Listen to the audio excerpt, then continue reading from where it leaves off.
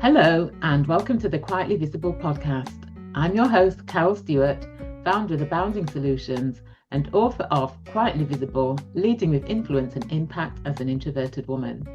And this is a podcast for introverted women who want to thrive as leaders and in life. And for those of you who are not introverted, but you want to live life as your authentic self.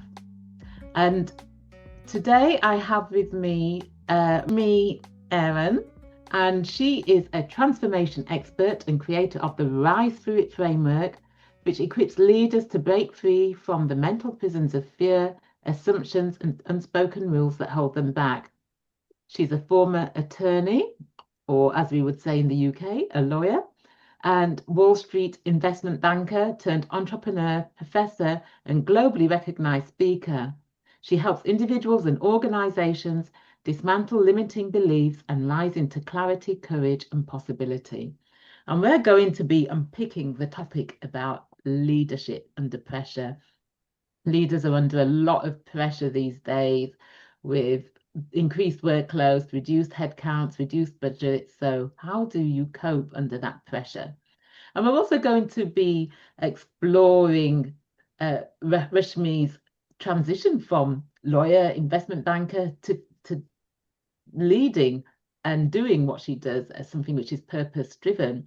And also touching on her book, All Rise, A Lawyer's Evolution from Prison to Purpose. So hello, Rashmi, and welcome. Hi, thank you for having me. I'm honored to be here. It's great to have you here. And so before we get into the nitty gritty, just tell us a bit about who is Rashmi? Who are you? I Who am are a you? mother of two college children. I live in Mm-hmm. Miami, Florida. I am the daughter of Indian immigrants. I am an avid fitness enthusiast, hiker. I kind of always live for this principle that we all are living this life as flawed humans and trying to figure it out. And I think leadership so much today, as we begin to open up ourselves to that knowing and that clarity, it makes Mm-hmm. us better leaders. I've gone through some really hard moments in my life. I've made some bad decisions. I've had to really grow and learn from them and find peace with them. And so all my work, my why, my mission, my purpose is now rooted in inspiring and touching people's lives through my message and my story. Mm-hmm. Okay, so speaking about your story, so what is your story? Yeah. So as you mentioned, I am a former lawyer. I'm also a former investment banker on Wall Street. I taught law school for a period of time. I'm a serial entrepreneur for sure, but I also had a minute where I was a insurance agent. And about a decade ago, I ended up in federal prison. And what happened was I went back in 2007. So in the UK and globally, some of your listeners might be aware, but I was a real estate attorney running a solo entrepreneurial business as a lawyer in real estate. So I was doing like real estate transactions, and I had the opportunity to meet a real estate developer. And at the time, contextually, just to give your audience an idea of what was happening in my life, I was the mother of two young children at the time. They were 2 and 3. My husband at the time was a firefighter, so I was like the major breadwinner, and I was really hustling and struggling and trying to make ends meet and missing dinners and having marital problems, and all of that led to this sort of like tumultuous time in my life where I felt a lot of pressure, and I really was searching for like a big client, like when you try to land that big fish. Mm-hmm. And in that context, I was given an opportunity to meet a real estate developer, which in my mind, like all these bells went off. Like, oh my God, I have to get this one big client, because if I get this one big client, that means financial stability, which means more time with my kids, which means maybe I'll save my marriage. And so I was 100% focused. Like, I'm going to get this client. I'm going to land this client. I'm going to do whatever he needs. I'm going to prove myself. And so, to make a very long story short, he was doing creative transactions, buyer incentives, which I knew that other developers at the time. So this is before the crisis, before the 2009 crisis. I knew other developers were doing those types of transactions because I was closing those transactions on behalf of buyers, right? Not representing the developer. And so I knew that there was something in the market similar. And when he asked if I could do it, I just sort of like automatically said yes, because where my head was, I'm aggressive, I'm strategic, I'm creative. I can figure this out. I can find the solution. I'm sure I can. If other lawyers are doing it, I'm sure I can figure it out. I was like, I'm smart enough to figure this out. And so I just jumped head first. I didn't ask questions. I didn't ask for help. And to be honest, like my gut, my I didn't feel right about it. Like I knew something didn't feel right, but I wanted the client so badly. And so I did about 15 months of work for this client, about 200 transactions, stopped working with him in 2009, merged my practice with my dad's as the market started to unfold, and then I grew our legal practice by 1,200%. So, when we say entrepreneur, like I have done it, right? I've done growth and scaling, and I've marketed, and I've gone to conferences, and I've built my business, and I've done all the HR and all the marketing, and like I've done all of that. And then 7 years later, I got indicted for bank fraud. And ultimately, I pled guilty. And my attorney helped me understand that I should have known more. I should have asked better questions. I should have asked any questions. I should have asked for help. And as an attorney, you're held to a higher standard. So I pled guilty. I got sentenced to a year. I served time in federal prison while my kids were 9 and 10. And I had this reckoning with myself, right? Just the understanding, like I had to forgive myself for making really bad decisions. And I come from a really smart family, from great education, from core values that are, held with this rooted belief of doing the right thing. And yet somewhere along the way, I went astray. And so I've done a decade of research now to understand what went wrong. How did I let myself fall so off path and make those decisions? Like what was it cognitively, behaviorally, psychologically that allowed me to do that? And so that's now all rooted in my work. And so I get to now inspire people with my story. And and so that's now what I do. Oh, yeah. So what a journey. And so what was it? You said you've done your research and you now know what was going on sort of cognitively, behaviorally. And you talked about at the time the pressure to get that next client so that you can provide for your family, you could save for the marriage. So how did being under that sort of pressure influence the decisions that you made back then? Yeah, I actually think what happens is there's a couple of things. So the first step of this is the awareness and recognition that we are all stuck in our own self-imposed prison, right? We don't even realize we're stuck in these glass walls that we create for ourselves that are created by the pressure, the perception, and the pace that we feel like we have to operate at, because the world tells us and rewards us as we continue to operate in speed. And so as we continue to operate in speed under that pressure, we keep thinking that's how we have to operate. And then it becomes a narrowing of how we start to think. So those self-imposed prisons then lead to what I call the drift. And the drift is really created by three things. First, it's the illusion. So it creates the illusion that everything is fine, right? Like everything is fine, this drift of a decision, but it all seems fine. Nothing is happening. Nothing bad has happened, right? So there's this idea of an illusion that it's all fine. Everyone else is doing it. Then you get caught in the trap between speed and accuracy. And you think you have to keep going faster and faster and faster, and the speed, but the speed accuracy trap is that you can either go fast or you can be right, but you can't be both, right? So we have to slow ourselves down. We actually have to allow ourselves the time to pause and think about what we're doing. So there's the speed accuracy trap. And then finally, there's this idea of compression. And so when we're in the pressure and the speed and the noise and uncertainty of life, what happens is our brain begins to narrow. We begin to feel compressed. And in the narrowing, we don't think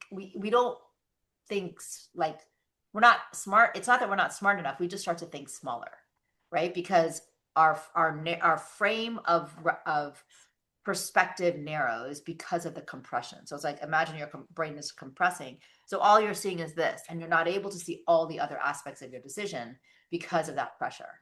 And so all of that research has led to the recognition that we need guardrails around our thoughts. So if you consider in business, we have guardrails for HR, for people, which is like HR, right? We have guardrails for our technology. So password protection, cybersecurity controls. We have guardrails for our processes, standard operating procedures. And then we have guardrails for our outputs, audit, quality control. But we don't have guardrails for our thoughts.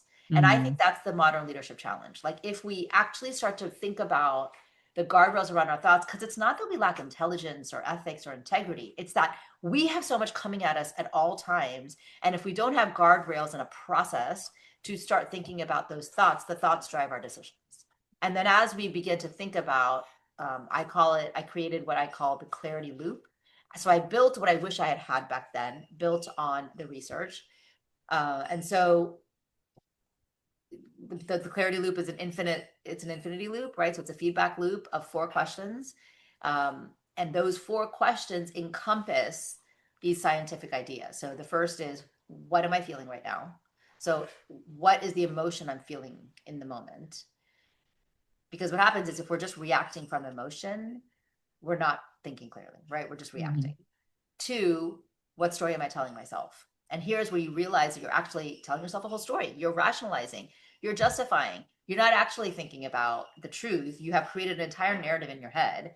And so that is creating this false reality, right? And really, there's no binary here, right? There's a spectrum of what we could do, but in our brains, the story says it's either this or that.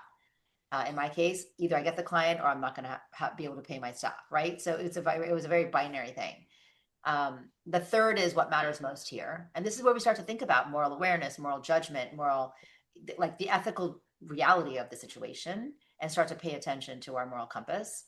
It's really where core values, we find alignment with our core values. What happened in my case, I began to operate outside of core values. I was not in alignment.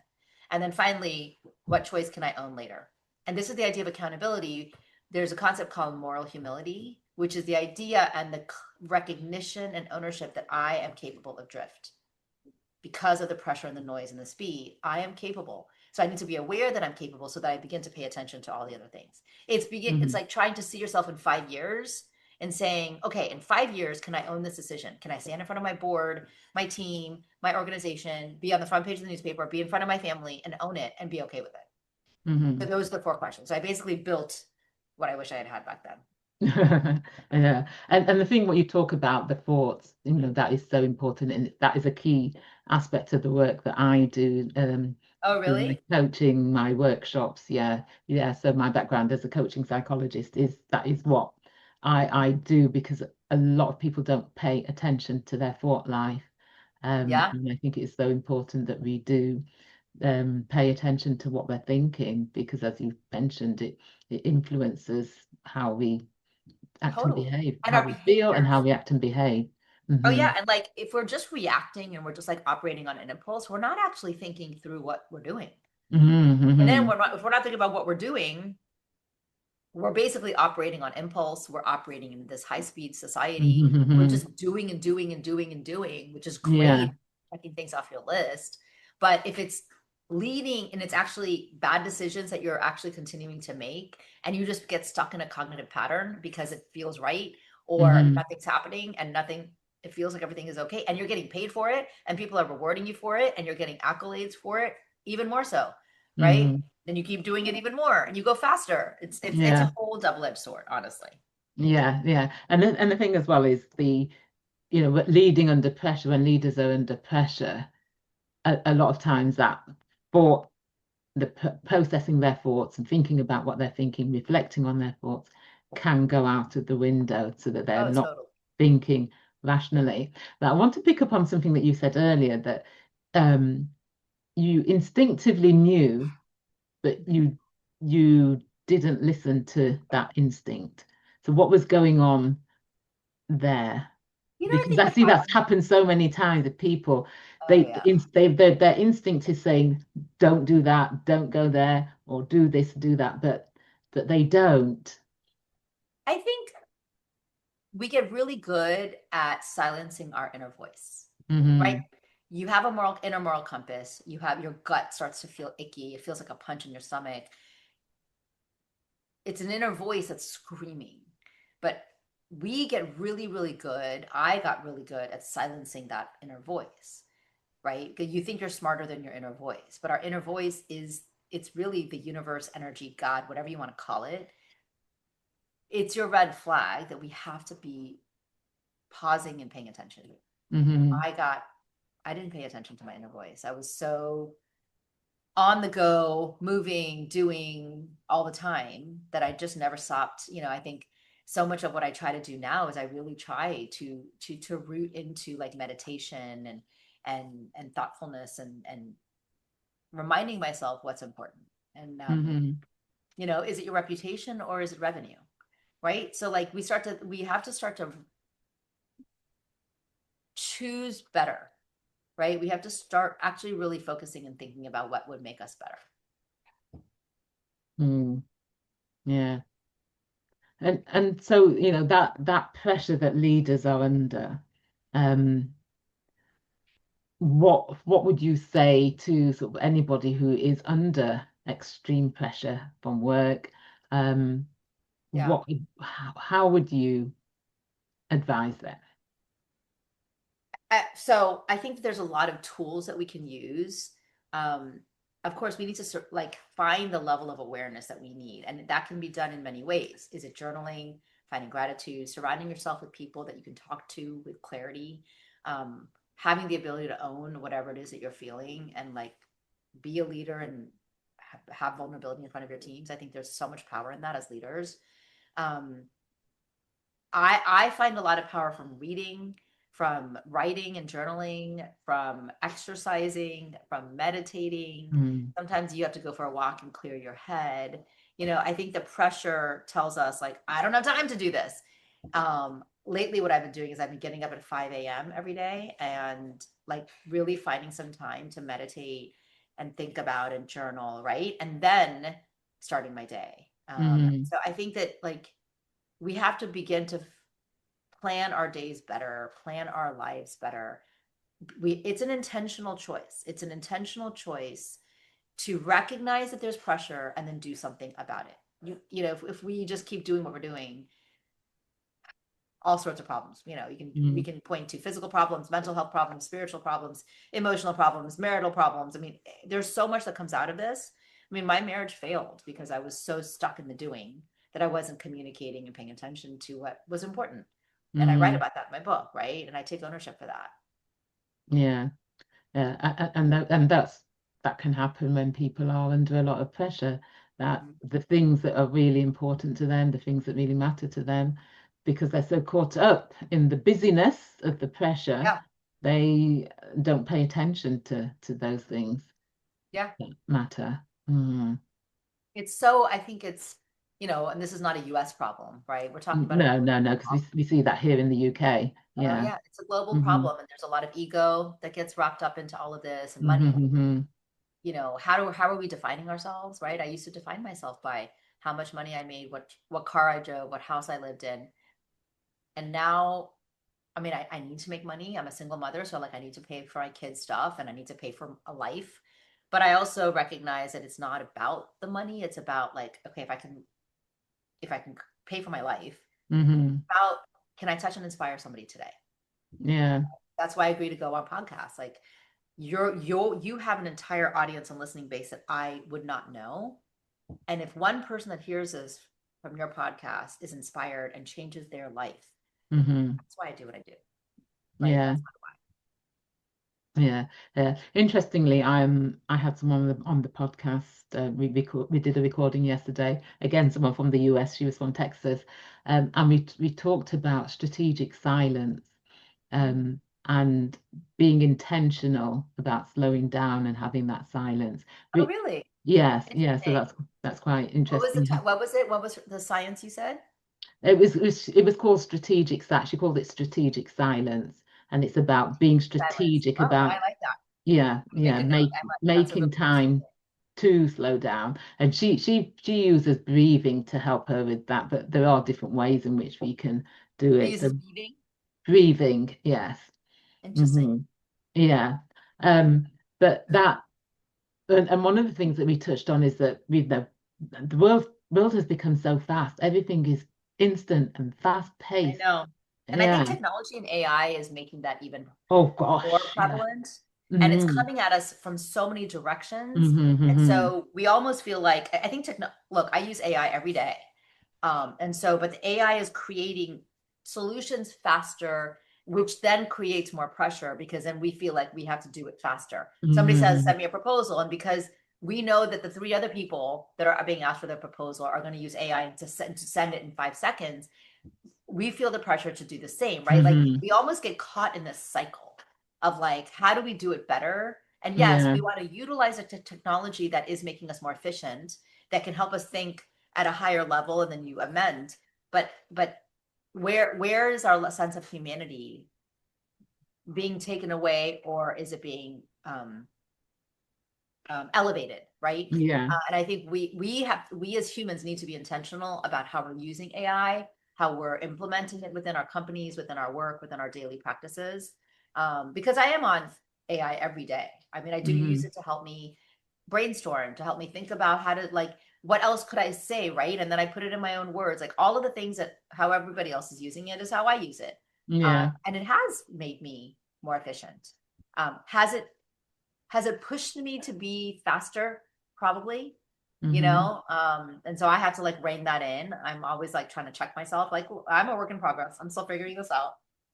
Yeah. And concerns I have about AI is the impact it will have on us cognitively and our thinking and critical thinking, because you can see how it could be so easy to rely on it for Yeah, that thinking, which again was what we talked about, having that space just to slow down and think yeah, about what they're thinking about and to think critically about things.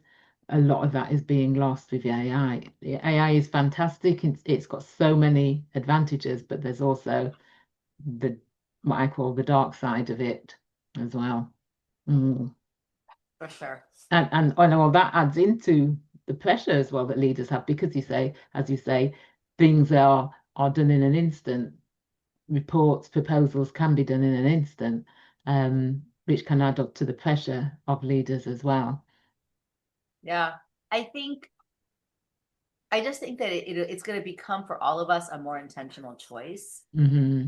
eventually, where we're actually paying better attention, and I think that that'll happen with time. Hmm. I think as more and more people start talking about it, as we begin to really think about what we're doing, it'll start to become we'll start to become more, I hope, more intentional about how we're choosing to do these things. Yeah, I hope so. I hope so. I'm not entirely convinced that it will. I mean, that is what I would hope so, because I Yeah, see, that there will be, I would think there'll be sets of people who, like yourself and myself, will yeah, be intentional about it, but then there will be those who are just focused on the money and getting, that speed in which they can generate more money. Hmm. I think part of the reason why I'm gonna have to write this book because I know, like, I think we're gonna need it. Hmm. We're gonna need this conversation at a deeper level where we're actually thinking about these things. Yeah. Hmm. Yeah. And so, in terms of leadership under pressure, from what our conversation is the essence of dealing with that is to slow down. Yep. Mm. I Yeah. mean, strategic silence is an interesting way to say it, but like, yeah, pause and reflect and Mm. then make the decision. I mean, that's really what it comes down to, right? That's right. Yes. Uh, and not to get caught up in this cycle of busyness, and everything has to be instant, and not Yeah. being afraid to Yeah. say, well, I'm going to take my time and think about this. I think I think there's a push and why so many people are doing more meditation and things like that. I think it is because people are aware that, Hmm. but I'd like to think it was a larger population than it is, but I don't think it is. You think about like No. all the people in all the big cities, on Wall Street, in London, in UK, in Paris, in all of these big cities where work is making, where business is happening.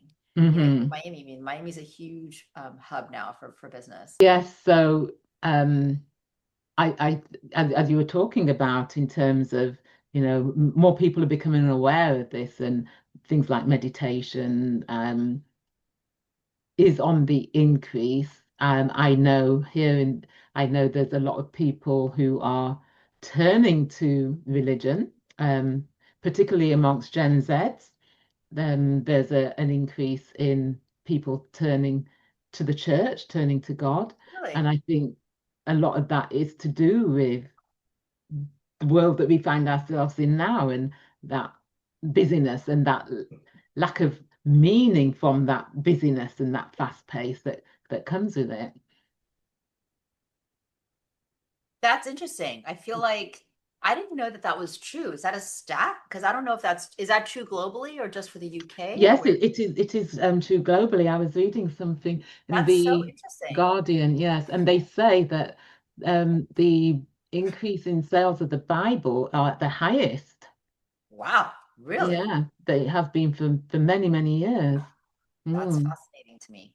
So yes, it is very interesting. Well, where is all this going? On one hand, you've got this fast-paced busyness, instant making, materialism, but and people are looking for something, looking for meaning, looking for purpose.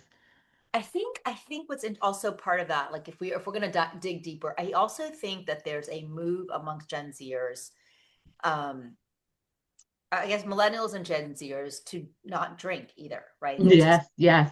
non-alcoholic beers and drinks and Hmm. wine. And I was at a restaurant recently in Austin, Texas for an event. And I went to this really funky, cool new restaurant. And there was like an entire menu of non alcoholic wine and Hmm. sparkling wine. And actually, it was really good. I tried it. I was like, oh, this is actually pretty good. So I find that like I think that's great because I've never been a big drinker. Like I'll have a glass of Mm. champagne here and there. Um, I mean, I have two kids in college, so like these kids like they are still, kids definitely are still drinking, but I think Yeah, that there is a shift happening. yes, definitely, definitely. And speaking of shifts, what Mhm. made you shift from a lawyer to doing what you're doing? Well, I went to prison. I didn't really, Uh-huh. it was like Yeah. a government imposed forced pivot, but it's the Hmm. best thing that could have happened to me. And people Yeah. always ask me like, what would you do if you could go back? Would you change it? And I always say like, I wish I could go back and make better decisions. I wish I did not take my part in the 2009 crisis, but I would not Hmm. take this experience away from my life. It has Hmm. made me a much better human. It has made me a much better person, a mother, sister, daughter. I think Hmm. I'm more in tune with my why. And it's like, I believe the universe needed me to go through this so I could learn and grow and Hmm. become who I am today that I now get to inspire others. So I think pivoting and change is really, really hard. And I have done it many, many times in my life. Yeah. And so I've kind of built that skill, built that resilience, ability to adapt and change. And Hmm. I think what prevents us from pivoting is the fear of change. Yeah. And I think when we can root in the knowing that we just continue to become as we grow, and that's a Hmm. very powerful knowing. Yeah. And we're not supposed to have all the answers. We're not supposed to get it right the first time. We're not supposed to know it all. We have to ask questions. We have to ask for help. We have to lean Hmm. on others to figure it out, and that's okay. Yeah. And I think change comes because when change is what I believe when change happens in our lives, no matter the struggle, no matter the fear, no matter the uncertainty in our moments of, when we feel like we're down on our knees or there's a change that's being presented at work or something's happening in Hmm. our lives personally, even as hard as it is. And I've gone through some really hard things. I was in prison. My sister passed away 6 years ago from mental health issues. Oh, Um, love to hear that. Somebody I loved dearly passed away from cancer. Like I have gone through it. I grieved. Hmm. I know all of it. And I'm not saying it's easy, but when we can get through the pain and actually like feel it in our bones and then grow and learn from that, in my case, also walk through shame, all of those things, right? Who we become by going through it is such a stronger, better evolved human um, Yeah. that was meant to go through that pain to get to who we are now. Hmm. And that's really, truly what I believe in my heart. Yeah, and the thing is with change, inherently we like to be in control of our circumstances, our futures. We like to know what's around the corner, and when we don't, it can be fearful because we worry that we're not going to survive.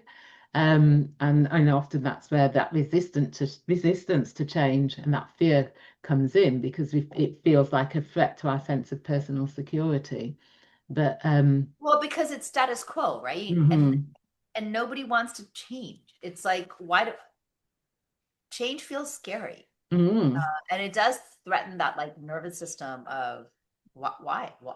I'm so used to doing what I'm doing. Why do I have to do anything different? And that's that's, I right. think that I think that's the hardest part of this, is like the recognition. And if we can start thinking about it from the perspective of like, okay, but if I'm going through this change, I'm meant to go through it so I can somehow be better. I always say, when you're going through the darkness or the mountain, you're completely unable to see any light on the other side of it. And then but the challenge is for us to have the knowing and the faith and the belief Mm, that there is light on the other side of it. We just can't see it. mm, It's like when you're in the middle at 1 o'clock in the morning and it's pitch black.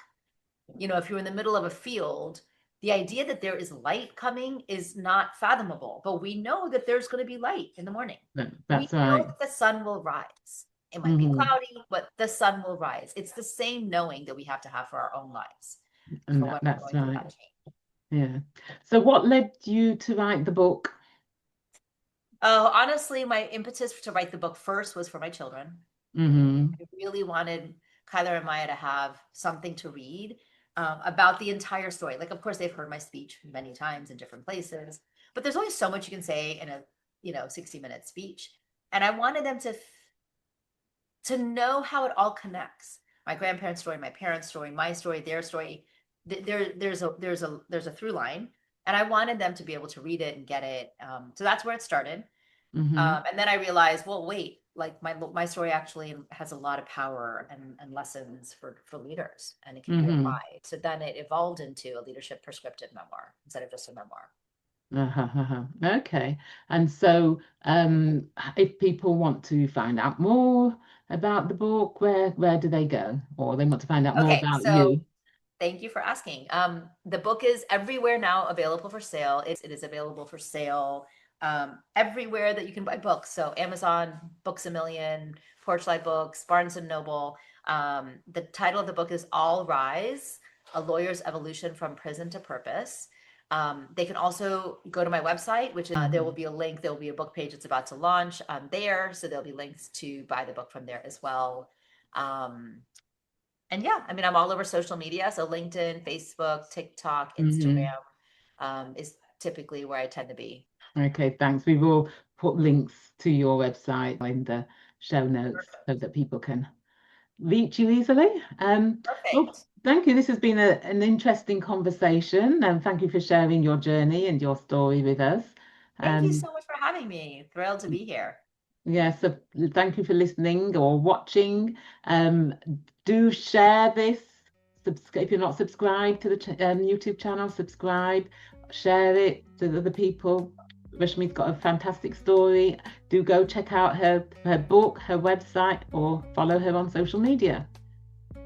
And if you are looking to increase your confidence, influence, and impact, if you haven't completed the free assessment on my website, go to aboundingsolutions.com. Under the free resources, there's an assessment that you can complete that will give you ideas about areas to focus on. So thank you for listening and watching, and until the next time, bye.